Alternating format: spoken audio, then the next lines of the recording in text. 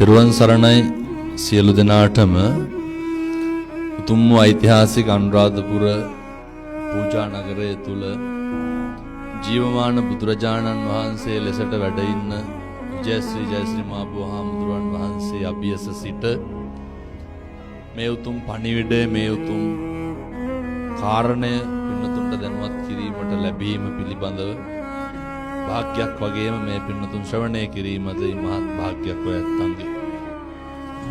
පින්නතුන් කල්පනා කරන්න ඕනේ අදටත් මුළු ලෝකෙම මිනිස්සු තමන්ගේ දුකට තමන්ගේ සැපට මගුලට අවමගුලට මතක් වන ජයශ්‍රී මහා හාමුදුරු අභියස සිට මේ උතුම් වූ පණිවිඩය ශ්‍රවණය කරන්න ලැබීමම සංසාරේ කොච්චර භාග්යක්ද. සංසාරේ පින්නතුනේ මිනිස්සු වෙලා උපදින්නේ බොහොම කලාතුරකින්. ඒ කලාතුරකින් මිනිස්සු වෙලා ඉපදුනාට පින්නතුන් මතක තියාගන්න ඕන සේරටම ඇස් පේන්නේ නැහැ. සේරටම කන් ඇහෙන්නේ නැහැ. සේරටම කතා කරන්න බෑ. මේ වැලි මළුවේ පස්පා ගන්න කොච්චර පින් කරලා තියෙන්න ඕනද?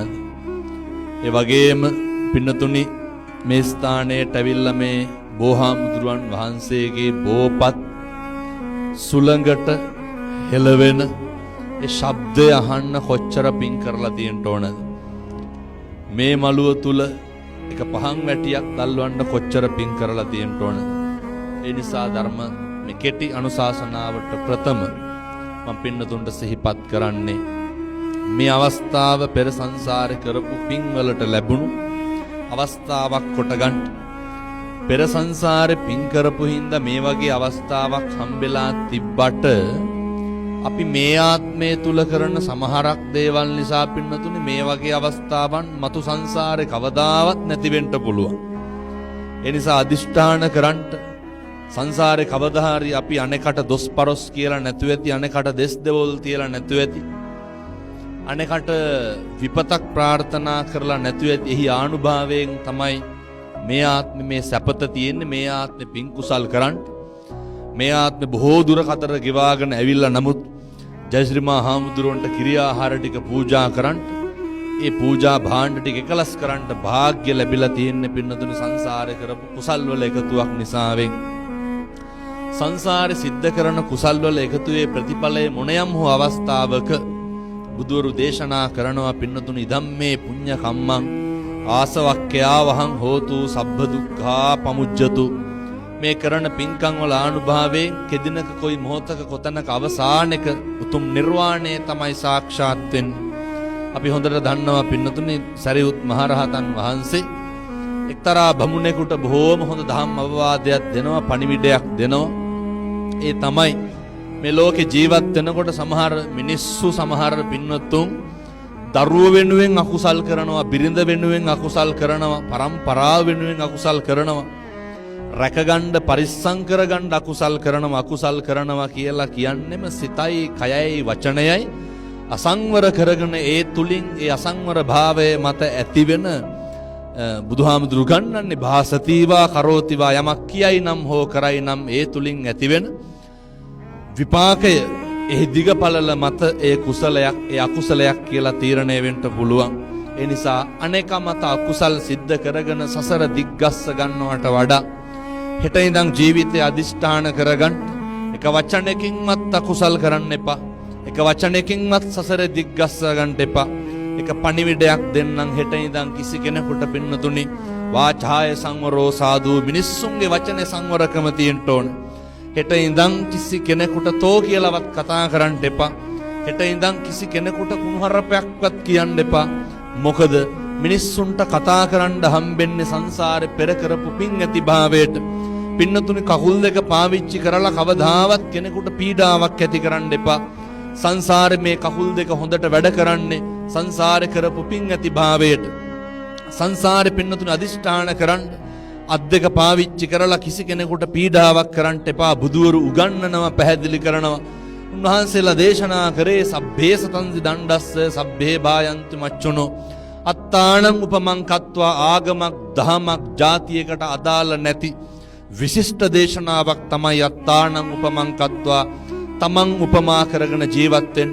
හෙට ඉඳන් අද ඉඳන් අදිෂ්ඨාන කරන්න අපිට වෙනවට අකමැති දේවල් පින්නතුනි කෙදිනක කවදාවත් අනුන්ට කරන්නට යන්න එපා.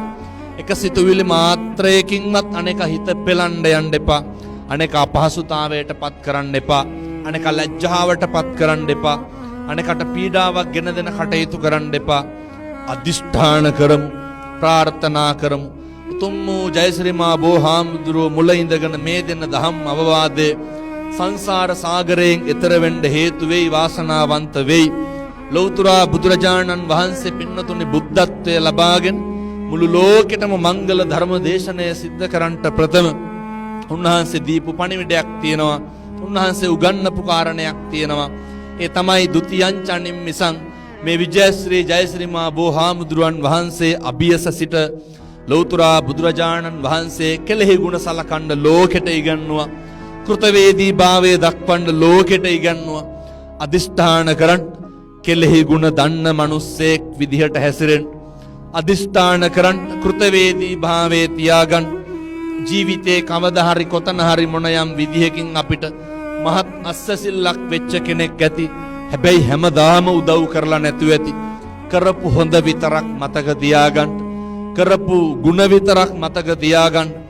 වෙච්ච අත්පසුවීම්, කරපු අඩුපාඩුකම්, කරපු වෙනස්කම්, නොහොබිනා වැඩ සියල්ල අමතක කරලා හරි හොඳට සත්පුරුෂයෝ වගේ ඉන්න.